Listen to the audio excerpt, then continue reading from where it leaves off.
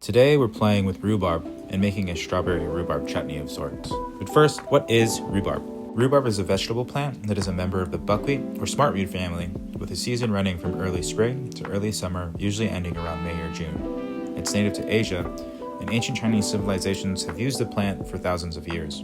It eventually made its way to Europe around the 13th century, a la Silk Road. Its stalks are primarily used. Its leaves are poisonous because they do contain an oxalic acid, which is often used in rust cleaning chemicals. So maybe stay away. But anyways, its stalks have a crisp vegetable tartness, which usually is harnessed in cool springtime. And as the season carries on and the temps start to rise, the stalks do become woodier and less enjoyable to eat. It's also referred to as the pie plant because it does in fact have an affinity for pie and sweet treats, typically combined with strawberries, which also peaks around springtime. Nature truly knows what it's doing here. So after we get our rhubarb chopped up, our strawberries cleaned up, we're gonna take some bay leaf, some pink peppercorns, some black peppercorns, some fennel seed, thyme, red wine vinegar, and some sugar. Now we're just gonna make a little bouquet garni with our thyme and our bay leaves, so that way when we put it into the pot, it's a lot easier to remove when we're done. A medium-sized pot, we're gonna add all our ingredients.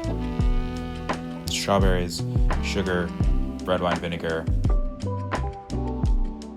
Usually for the spices and herbs, I'll add everything to a cheesecloth, but I didn't have any on hand, so I pivoted, grabbed a little coffee filter, and into the coffee filter, all I added were the black peppercorns and the fennel seed, which I toasted first.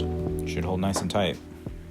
Now we're going to transfer everything to the stove, tidy up our station, and set the rhubarb and the pink peppercorns to the side. Now that we have all of our ingredients in our pot, we're just going to bring it up to a boil, reduce it to a simmer, and let that cook for about 30 to 45 minutes. At this point, you can continue to cook and reduce, but I wanted mine a little runnier, so this is where I decided to call it quits, remove the sachet, add my rhubarb in, and let it cook for another 5 minutes because I did still want some of that crunchy rhubarb texture in there.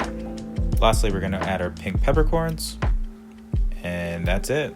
Strawberry rhubarb chutney. Springtime, baby.